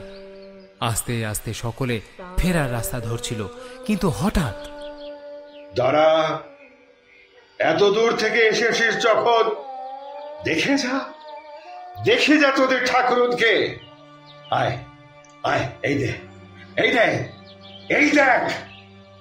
রঘুপতি আস্তে আস্তে মন্দিরের দরজা খুলে দিয়ে গর্ভগৃহের ভেতরে চলে গেলেন। সকালে স্নিগ্ধ সুন্দর রোদ যখন গর্ভগৃহের প্রতিমার ওপর পড়ল, সাথে সাথে সকলের মাথায় বিনা মেঘে যেন বজ্রপাত হলো। এ কি দেখছে তারা? কি ভয়ঙ্কর দৃশ্য এটা! দৃশ্য দেখে ভিড়ের মধ্যে গুঞ্জন উঠল। একজন সভয়ে চেঁচিয়ে উঠে বলল, ওরে ওরে, এ কি সর্বনাশ হলো রে, কি সর্বনাশ হলো! মায়ের মুখ পেছন দিকে কেন? এ কি হলো? ওরে, মা মুখ ফিরিয়ে নিয়েছে আমাদের দিক থেকে। মা মুখ ফিরিয়ে নিয়েছে। ও মা, মুখ ফেরা মা, দয়া করে মুখ ফিরিয়ে নে। ওরে, তুই যদি মুখ ফিরিয়ে নিস তাহলে আমরা কোথায় যাব, কি করব? ওই রাজার জন্যই মা মুখ ফিরিয়ে নিয়েছে। হ্যাঁ, ওই রাজার জন্যই মা মুখ ফিরিয়ে নিয়েছে রে। হায় হায়, কি সর্বনাশ হলো আমাদের! না, চাই না ওন রাজা, যাক রাজা, মরুক রাজা। এমন সময় রাজা গোবিন্দমাণিক্য এসে প্রবেশ করলেন মন্দিরে, সাথে ভিখারিণী অপর্ণা। সামনে কেউ মহারাজের বিপক্ষে কথা না বললেও একটু আগে এক প্রজার কথা কানে এসেছে তার। সহসা দাঁড়িয়ে পড়লেন তিনি। প্রজাদের মনোভাব এর আগেও বুঝতে পেরেছিলেন, কিন্তু সামনাসামনি এইরূপ মৃত্যু কামনার কথা শুনে চোখের কোণটা তার চিকচিক করে উঠল। প্রজারা তখনও দেখতে পায়নি রাজাকে। ক্ষণিক দাঁড়িয়ে অপর্ণার কাঁধ ধরে রুদ্ধ কণ্ঠে তিনি বলে উঠলেন, দেখেছ অপর্ণা, দেবতার নামে মানুষের মনুষ্যত্ব হারানোর আরেক নিদর্শন। আজ আমি এদের মুখোমুখি হব। এসো আমার সাথে। আসুন মহারাজ। ধীরে ধীরে সোপান বেয়ে ওপরে উঠে প্রজাদের কাছে এসে বললেন, কি হয়েছে তোমাদের? মহারাজের জয় হোক। মহারাজের জয় হোক। মাকে ফিরিয়ে দাও মহারাজ, আমাদের কাছে মাকে আবার ফিরিয়ে দাও। হায় রে, এই চিনলে তোমরা আমায়? আমার জন্য মা রাজ্য ছেড়ে গেছেন? কি দেখে তোমরা এই সিদ্ধান্তে উপনীত হলে? মায়ের বলি নিষেধ করেছো, তাই তো মায়ের পুজো বন্ধ হয়ে গেছে। রক্ত বাদে কি করে পুজো হবে মায়ের? তোমরা ভুল করছো বৎস। তোমরা যখন মায়ের কাছে বলি দাও একটা নির্দোষ নিষ্পাপ অবলা প্রাণীকে, সেই রক্ত মা নেন না, বরং মা তখন ব্যথিতা হন তোমাদের রক্তের প্রতি উন্মত্ততা দেখে। বৎস, হিংসা, হানাহানি, অকারণ রক্তপাত যেখানে আছে সেখানে মা থাকেন না, থাকতে পারেন না। সে দেখুন, সে দেখুন মহারাজ, মা মা আমাদের মুখ ফিরিয়েছে। মুখ ফিরিয়েছে মা? আয় তো মা দেখি, কেমন করে তুই সন্তানের থেকে মুখ ফিরিয়ে থাকতে পারিস। অপর্ণা গর্ভগৃহে ঢুকে প্রতিমার সামনে উপস্থিত হলো। সাথে সাথে সকলে দেখল এক অভাবনীয় দৃশ্য। দেখল মা আস্তে আস্তে মুখ ফেরাচ্ছেন। সাথে সাথে অপর্ণা বলে উঠল, এই দেখো, আর চিন্তা নেই তোমাদের, মুখ ফিরিয়েছে মা, দেখো মুখ ফিরিয়েছে। ফিরিয়েছে জননী, জয় হোক, জয় হোক, জয় হোক। গর্ভগৃহের পেছনে দাঁড়িয়ে সবটাই দেখছিলেন রঘুপতি এবং জয়সিংহ। প্রজাদের রাজার বিরুদ্ধে উত্তেজিত করার জন্য রঘুপতি প্রতিমার মুখ ঘুরিয়ে দিয়েছিলেন। তাই সকলের মনে এই ধারণা বদ্ধমূল হয় যে রাজা গোবিন্দমাণিক্যের বলিবন্ধের নির্দেশের জন্যই মা মুখ ফিরিয়ে নিয়েছেন। কিন্তু রাজা সকলকে বুঝিয়ে আর অপর্ণা প্রতিমার মুখ ঘুরিয়ে দিয়ে সমস্ত পরিকল্পনা তার ব্যর্থ করে দিল। জয়সিংহ মনে মনে আনন্দিত হলেও রঘুপতির এই কার্যে বিরক্ত হয়েছিল। তাই সরাসরি জিজ্ঞাসা করল, সত্য বলো গুরুদেব, এই কাজ কি তোমার? সত্য লুকোবার তো কোনো কারণ দেখি না। হ্যাঁ, আমিই করেছি। কি বলবে বলো? কিছুই বলার নেই। কিছু বলার নেই? ওরে অকৃতজ্ঞ, সারা জীবন আমি তোকে শিক্ষা দিয়ে এলাম, আর আজ এই নাস্তিক রাজার জন্য নিজের মনের প্রশ্নকে গুরুর কাছে প্রকাশ করে তা নিবৃত্তি করতেও তো লজ্জা হচ্ছে। শোন তবে দেবী যেখানে সত্যি মুখ ফিরিয়েছেন, সেখানে প্রতিবার মুখ ফেরানো আর না ফেরানোতে কি যায় আছে? যেদিন ওই রাজা নিজেকে দেবীর চেয়ে বড় প্রমাণিত করার জন্য আদেশ দিয়েছিল বলি বন্ধ করার জন্য, যেদিন দেবী রক্ত অভিষেক বন্ধ হয়ে গিয়েছিল, সেদিনই দেবী এই রাজ্য ছেড়ে বিদায় দিয়েছে। রঘুপতির এমন কথা বহুবার শুনেছে জয়সিংহ। তার মতো কোমল গুরুবৎসল এক মানুষের কাছে এই ধরনের কথা খুবই বেদনাদায়ক। কি না করেছে সে গুরুর জন্য, সমস্ত কিছু পরিত্যাগ করেছে। সদ্য প্রস্ফুটিত শতদলের মতো অপর্ণাও ও সে ধীরে ধীরে অগ্রসর হচ্ছিল এক সুন্দর ভবিষ্যতের দিকে। কোনোদিন কেউ একে অপরকে বলেনি যে তারা ভালোবাসে। সেই শতদলকেও সহস্র টুকরো করে গোমতীর জলে বিসর্জন দিয়েছিল। শুধুমাত্র একটাই সান্ত্বনা ছিল মনে, দেবী হয়তো আছেন, দেখছেন সমস্ত কিছু, অচিরেই ঠিক করে দেবেন হয়তো এই সব কিছু। কিন্তু না না, সব মিথ্যে, সব মিথ্যে। কিচ্ছু নেই, কোথাও কিচ্ছু নেই। দেবী নেই, আছে কেবল রক্তপান লোভী এক পাষাণ খণ্ড। চিৎকার করে কেঁদে উঠল জয়সিংহ।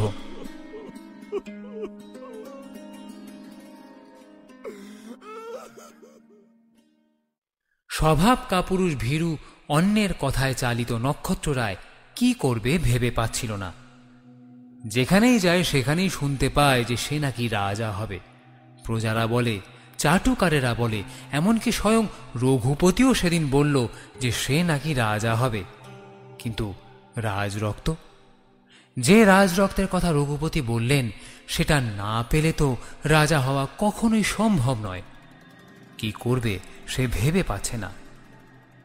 সেদিন রুদ্ধদ্বার কক্ষে রাজা আর তার ভ্রাতা তথা মহারাজা গোবিন্দমাণিক্য হঠাৎ প্রশ্ন করলেন তাকে, সত্যি কি নক্ষত্র হত্যা করতে চায় তাকে?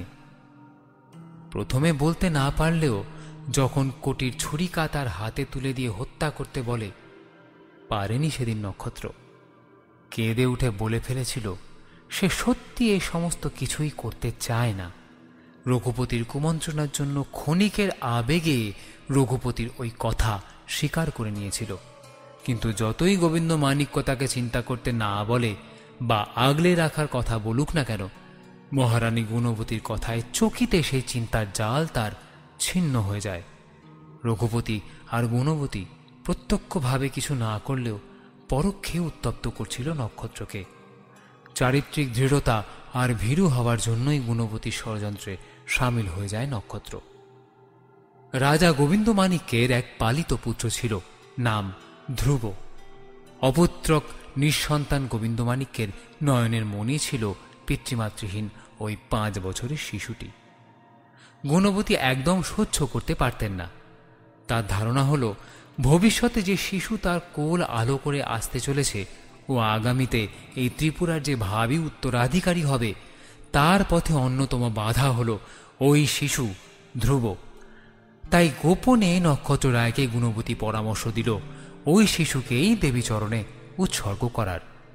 কিন্তু ভাগ্য বিধাতার ভাবনা ও ইচ্ছায় হয়তো অন্য কিছুই ছিল।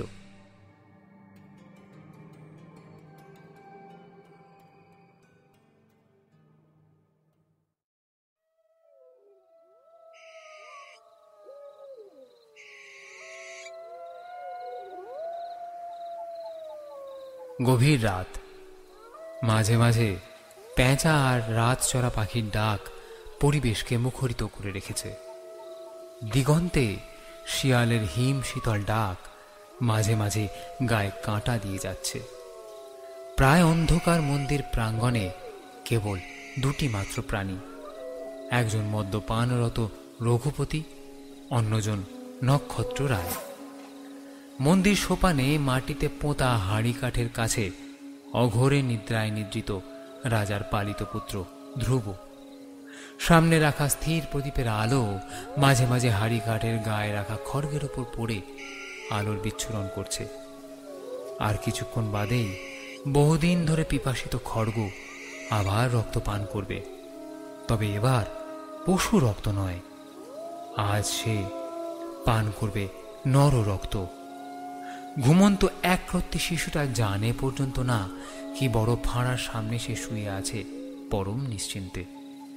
বহু কষ্টে চুরি করে নক্ষত্র ধ্রুবকে রঘুপতির কাছে এনেছে, তাই ভীত সন্ত্রস্ত নক্ষত্র বারবার চারিদিকে দেখছে কেউ অনুসরণ করছে না তো। ব্যাকুল কণ্ঠে বলে উঠল সে, ঠাকুর, অনেক বিলম্ব হয়ে গেছে।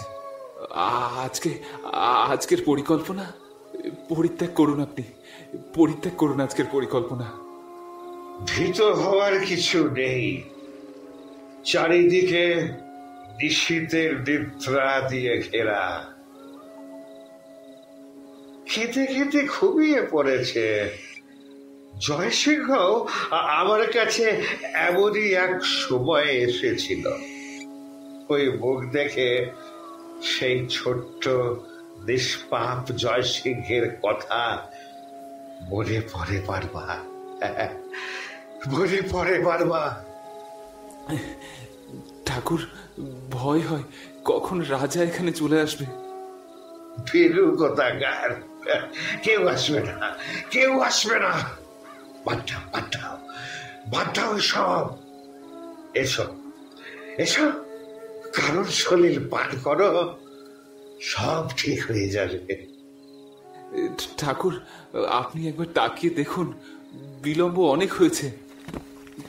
ঠাকুর, ওই শোনা যায় পায়ের শব্দ। কেউ নেই, কেউ নেই। নিজের ছায়ার পদধ্বনি পাচ্ছ? না ঠাকুর, ওই দেখুন আলো দেখা যাচ্ছে। ওই দেখুন। তাহলে তো খবর রাজা পর্যন্ত পৌঁছে গেছে। আর দেরি নয়, আর দেরি নয়, এখনই বলে দিতে হবে। এখনই রক্ত স্নান করাতে হবে দেবীকে। হ্যাঁ, রক্ত স্নান। জয় জয় জয় জয় মা। রঘুপতি টলতে টলতে হাঁড়িকাঠের পাশে রাখা খাঁড়াটা তুলে এগিয়ে যায় ঘুমন্ত ধ্রুবর দিকে, কিন্তু সে প্রচেষ্টাও তার ব্যর্থ হয়ে যায়। নক্ষত্র রায় যখন ধ্রুবকে নিয়ে পালাচ্ছিল তখন এক প্রহরী তাকে দেখতে পেয়ে যায়। তড়িঘড়ি রাজাকে গিয়ে খবর দিলে তিনি আর এক মুহূর্ত দেরি করেননি। সৈন্য নিয়ে অতর্কিতে হানা দেন মন্দিরে। আর কয়েক মুহূর্ত পরে এলেই কি হতো তা স্বয়ং ঈশ্বরই জানেন। বৃদ্ধ ব্রাহ্মণ রঘুপতিকে ওই মূর্তিতে দেখে গোবিন্দমাণিক্যের শান্ত 2 চোখ ক্রোধে রক্তবর্ণ হয়ে উঠল। হুঙ্কার দিয়ে তিনি বলে উঠলেন, স্তব্ধ হন ঠাকুর, অস্ত্র পরিত্যাগ করুন। সৈন্যগণ, বন্দী করো এই 2 জন অপরাধীকে, কারাগারে নিক্ষেপ করো। প্রকাশ্য রাজসভায় আগামীকাল বিচার হবে এদের।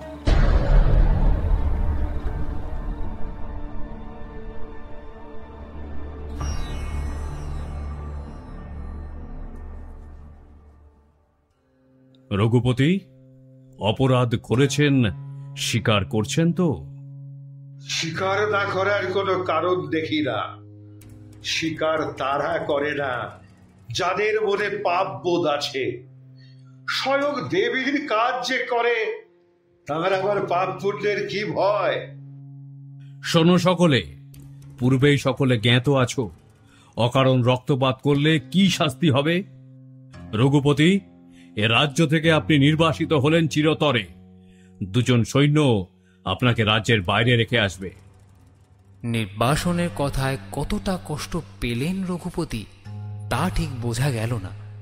তবে ক্লান্ত অবসন্ন হয়ে সকলের সামনে মহারাজা গোবিন্দমাণিক্যের সিংহাসনের কাছে বসে পড়লেন। করজোরে নতজানু হয়ে প্রার্থনা করলেন, চলে যাব চিরতরে, আর এই দিকে ফিরবো না, এ রাজ্যে ফিরবো না। তবু জানাই, হে মহারাজ, রাজাধিরাজ, দেবতা বাদে এই জানু কারুর সামনে নত হয়নি। তোমার সামনে করলাম। 2 দিন দাও অবসর, শ্রাবণের শেষ 2 দিন। 2 দিন দিলাম অবসর। যতক্ষণ পর্যন্ত রঘুপতির বিচার চলল, নক্ষত্র চুপ করে দাঁড়িয়েছিল এক পাশে নত মুখে। গোবিন্দমাণিক্যের বুক কেঁপে উঠল। যতই হোক তার কনিষ্ঠ ভ্রাতা নক্ষত্র রায়। সকলে তাকে অনুরোধ করেছিল, কিন্তু মহারাজ সে কথার কর্ণপাত করেননি। তাই সিংহাসনে বসে নক্ষত্র রায়ের উদ্দেশ্যে তিনি বললেন, বলো নক্ষত্র, কার প্ররোচনায় তুমি এই কার্য করেছ? এ পাপ মুখে কারো নাম নেব না, শুধু নতজানু করে একটি ভিক্ষা মহারাজ। বহু অপরাধ ক্ষমা করেছেন, আর একটি মাত্র বার। না না না নক্ষত্র, এ হয় না। এক দোষে সাজা পাবে একজন, তুমি পাবে ছাড়। না, এ হয় না। শোনো শোনো, ত্রিপুরা রাজ্য সীমার বাইরে ব্রহ্মপুত্র নদের ধারে যে রাজগৃহ আছে, সেখানে নক্ষত্র রায় 8 বর্ষ নির্বাসনে থাকবে। সকলে নক্ষত্রকে নিয়ে চলে গেল। শূন্য রাজসভায় একাকী সত্য সিংহাসনে বসে গোবিন্দমাণিক্যের চোখ দুটি দিয়ে সকলের অলক্ষ্যে গড়িয়ে পড়া জলধারা কারুর দৃষ্টিগোচর হল না।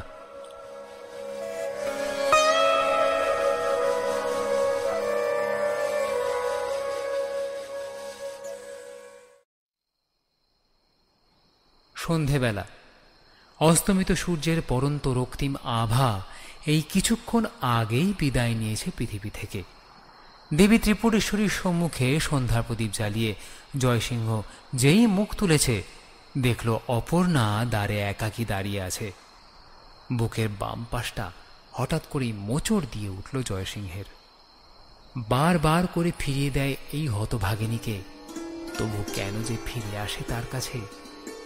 অপর্ণা, আবার এসেছিস? দরিদ্রের মনে ক্ষণিক সুখের আশার মতো। আয় তবে, আয় সুখী, এইখানে বস এসে। জানিস অপর্ণা, মন্দির মাঝে দেবী নেই। তুমিও চলে এসো না জয়সিংহ, এই মন্দির ছেড়ে চলে এসো। যাব যাব সুখী, কিন্তু থাক এখনো সব কথা। আচ্ছা অপর্ণা, জানিস কোনো সুখ ভরা সুধা মাখা কোনো কথা? বল তাই, দোকান ভরে মন ভরে শুনি তাই। হায় জয়সিংহ, না জানি মনে আছে কত শত কথা, যা বলতে পারি না তোমাকে। থাক তবে, বলতে হবে না কিছু। আয়, কাছে আয়, আরো মন থেকে মনে যাক কথা। শান্ত জ্যোৎস্না আলোকিত পরিবেশটি হঠাৎ যেন কারুর অলক্ষ্য আশীর্বাদে হালকা হয়ে গিয়ে মৃদুমন্দ বাতাস দিতে লাগলো। গোমতীর শীর্ণ জলধারা এসে জ্যোৎস্না আলোক খেলা করতে লাগলো এক অমৃতময়ী ছন্দে। আর ওই পূর্ণ চন্দ্রমা আর দেবী ত্রিপুরেশ্বরীকে সাক্ষী রেখে দুটি প্রাণ এক হতে লাগলো ধীরে ধীরে। ভিখারিণী অপর্ণার মতো আজ জয়সিংহও ভিখারি। এত কষ্ট দুঃখ সমস্ত কিছুর একমাত্র ওষুধ ওই গরিব ভিখারিণী অপর্ণার দুটি মায়া ভরা গভীর দুই চোখ, যেখানে তাকালে জয়সিংহের মনে হয় কেউ আছে তার জন্য, কেউ অপেক্ষা করে আছে তার জন্য, কেউ ভালোবাসে তাকে, যা এতকাল অব্যক্ত রয়ে গিয়েছিল। সহসা, না না, এই আমি কি করছি? চলে যা, চলে যা তুই অপর্ণা। জয়সিংহ, হয়েও না নিষ্ঠুর। আর কত কষ্ট দেবে এই ক্ষুদ্র নারীর হৃদয়কে। চলে এসো, চলে এসো না এই মন্দির ছেড়ে। যাব রে, যাব। তার আগে একটি মাত্র কাজ বাকি আছে, তাই হোক প্রাণেশ্বর আমার। এখন তুই চলে যা, চলে যা। ব্যথিত বক্ষে চোখে জল ফেলতে ফেলতে অপর্ণা দৌড়ে চলে গেল। জয়সিংহ জানে না অপর্ণা তার চোখে জল দেখতে পেয়েছিল কিনা। অব্যক্ত যন্ত্রণা বারে বারে বিদ্ধ হচ্ছে সে।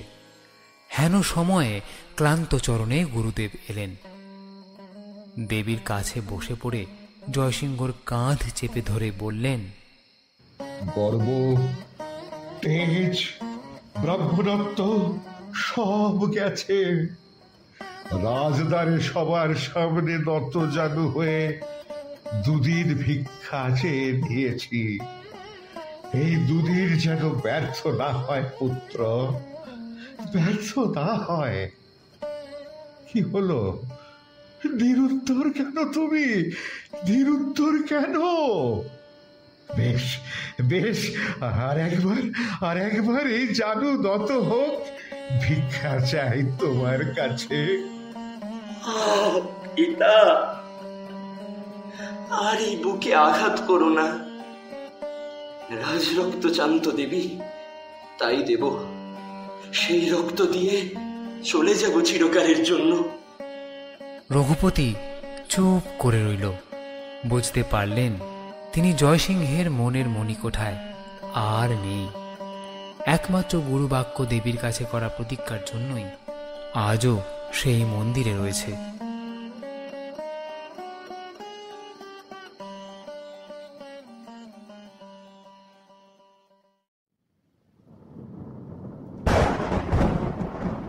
অন্ধকার রাত, শ্রাবণের শেষ রাত। আজ যেন পৃথিবী ধ্বংসলীলায় মেতেছে।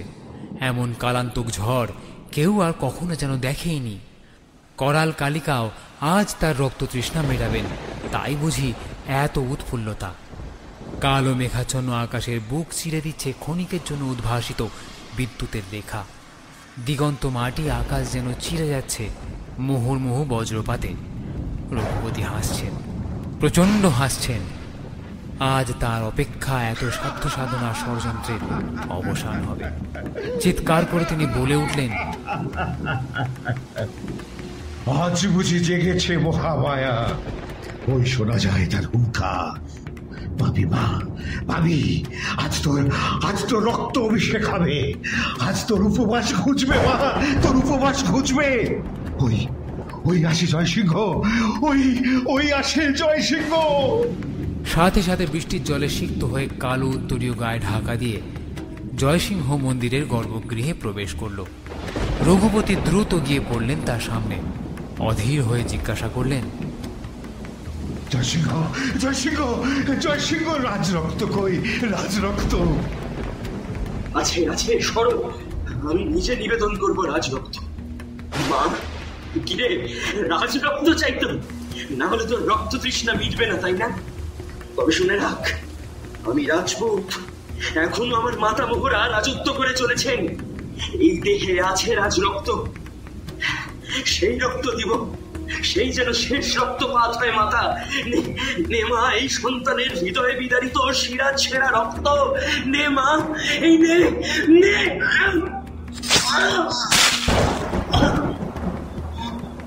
বলতে বলতে নিজের উত্তরীয় ছুঁড়ে ফেলে দিয়ে কোটি থেকে ছুরি বার করে নিজের বুকে আমূল বসিয়ে দিলেন জয়সিংহ। সাথে সাথে দেবীর পদতলে ভূপতিত হল তার দেহ। জয়সিংহ যে এমন কিছু করতে পারে ঘুণাক্ষরেও বুঝতে পারেননি রঘুপতি। নিজের বুকে ছুরি বিদ্ধ করে মাটিতে পড়ে যাওয়ার পর উন্মত্তের মতো তিনি ছুটে আসেন, কিন্তু ততক্ষণে জয়সিংহ প্রাণ ত্যাগ করে নিথর হয়ে পড়েছে। এমন অপ্রত্যাশিত আঘাতের জন্য প্রস্তুত ছিলেন না তিনি। চিৎকার করে উঠলেন তিনি, ওরে ওরে জয়সিংহ, কি করলি? ওরে ওরে গুরুত্রহী, এ কি অনর্থ করলি তুই? এ কি অনর্থ করলি? হে মা কালিকা, হে মা, এ তো আমি চাইনি মা, এ তো আমি চাইনি। যাক ব্রাহ্মণত্ব, যাক গর্ব, যাক তেজ। ওরে ওরে জয়সিংহ, শুধু শুধু তুই ফিরে আয়, শুধু তুই ফিরে আয়। রঘুপতির এত তেজ, দম্ভ, এত আস্ফালন এক মুহূর্তে নিঃশেষিত হয়ে মাটিতে পতিত হল। জয়সিংহের মৃতদেহকে কোলে শুয়ে উচ্চস্বরে বুক চাপড়ে কাঁদতে লাগলেন তিনি। বাইরে ঝড়, বৃষ্টি, বজ্রপাত যেমন পৃথিবী ফালাফালা হচ্ছিল, ঠিক তেমনই প্রাণাধিক প্রিয় নিজের সন্তান জয়সিংহকে হারিয়ে রঘুপতির পিতৃহৃদয় ভেঙে চুরে খান খান হয়ে যাচ্ছিল। প্রস্তর প্রতিমা কিন্তু একই রকম নিশ্চুপ, নিশ্চল। হেন সময়ে অপর্ণা এসে উপস্থিত হল মন্দিরে। রঘুপতি তখন সমস্ত বিতৃষ্ণা, ঘৃণাকে সরিয়ে রেখে অপর্ণার কাছে ছুটে গেলেন। জয়সিংহ, কোথায় তুমি? এ কি ঠাকুর? না না না, থাক, আমি চলে যাচ্ছি। না না রে মা, যাস না, যাস না রে মা। আয় আয়, তুই একটিবার আয়, এসে দেখ তোর জয়সিংহ কি করেছে। ডাক ডাক মারে ডাক, একবার মন থেকে ডাক, দেখে দেখ, দেখে দেখ তোর জয়সিংহ ফেরে কিনা। জয়সিংহ, এই জয়সিংহ, ওঠো, ওঠো না, এই জয়সিংহ, জয়সিংহ, ওঠো না।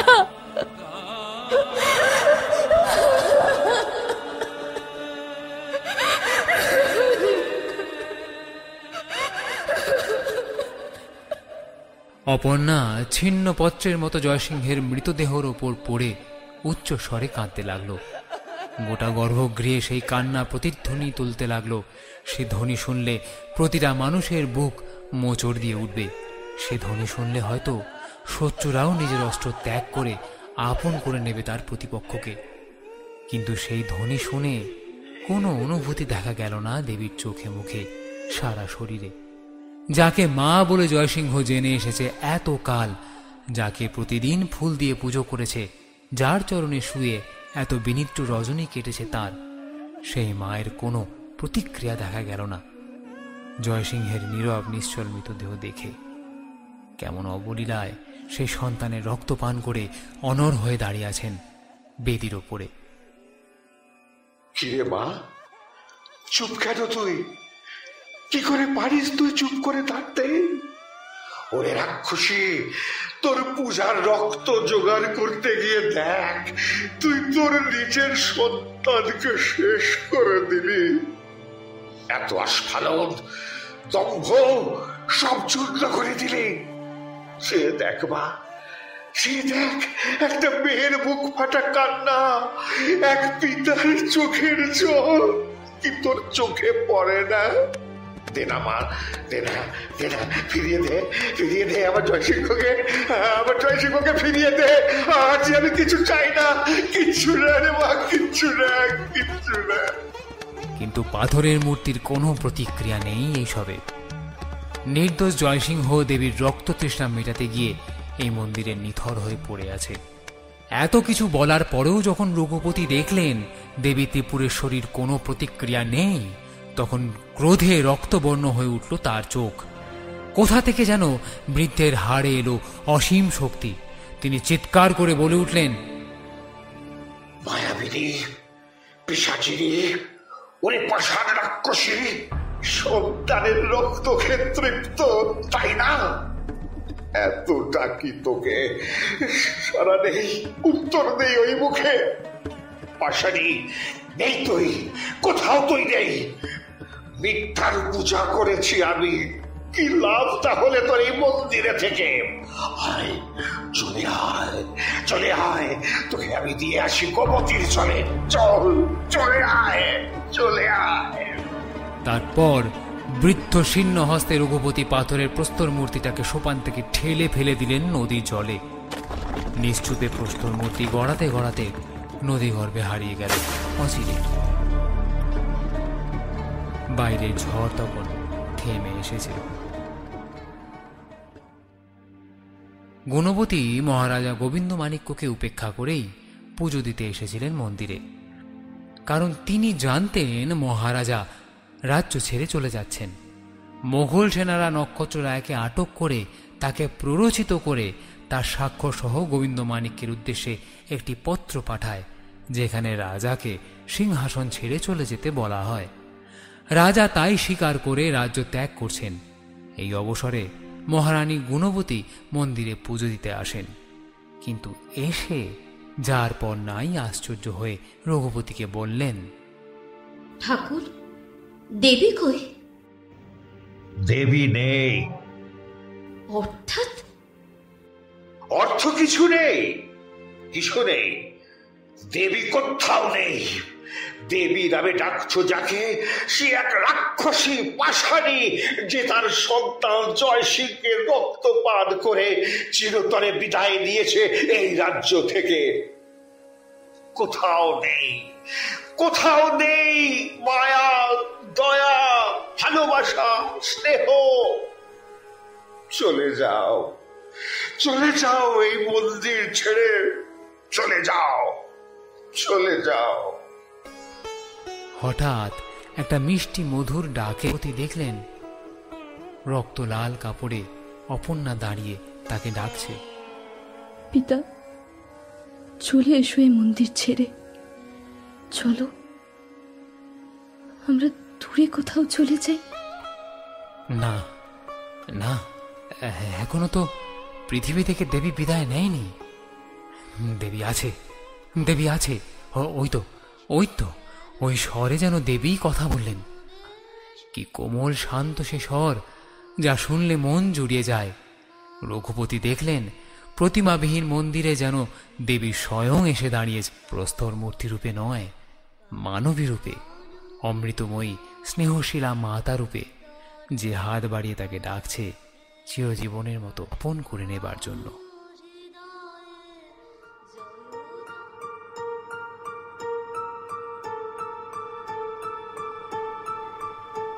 শেষ হলো আজকের নিবেদন। আজকের গল্পে বিভিন্ন চরিত্রে ছিলেন ঋচিক, অনিমেষ, অমিত, অমৃতেন্দু ঘোষ, পার্থ মুখার্জি, রাজ চট্টোপাধ্যায়, অন্তরা, অর্পিতা, গীতিকা এবং বর্ণিশা। গানে Gitika. Poster design Shubhodeep Banerjee. Calligraphy Surya. Background score Shubhrakamal Mukherjee. শব্দ সংযোজন এবং মাস্টারিংয়ে web station studio Sayan. Edit, আবহ, সাউন্ড এফেক্টস, ভিজুয়াল গ্রাফিক্স এবং সমগ্র নির্দেশনায় সোমদর্শী এবং সূত্রধার আমি স্নেহাদ্রি। বিশেষভাবে ধন্যবাদ কানাইলাল বিদ্যা মন্দিরের ইংরাজি বিভাগের শিক্ষক শ্রী অরিজিৎ পাঠক মহাশয়কে আমাদের এই উদ্যোগে পাশে থাকবার জন্য। কেমন লাগলো আজকের গল্প কমেন্ট করে জানাতে ভুলবেন না। ভালো লাগলে লাইক, শেয়ার ও সাবস্ক্রাইব করতেও ভুলবেন না। খুব শীঘ্রই আমরা আরও একটি রোমাঞ্চকর গল্প নিয়ে ফিরে আসব। ততদিনের জন্য স্টে টিউনড উইথ আস।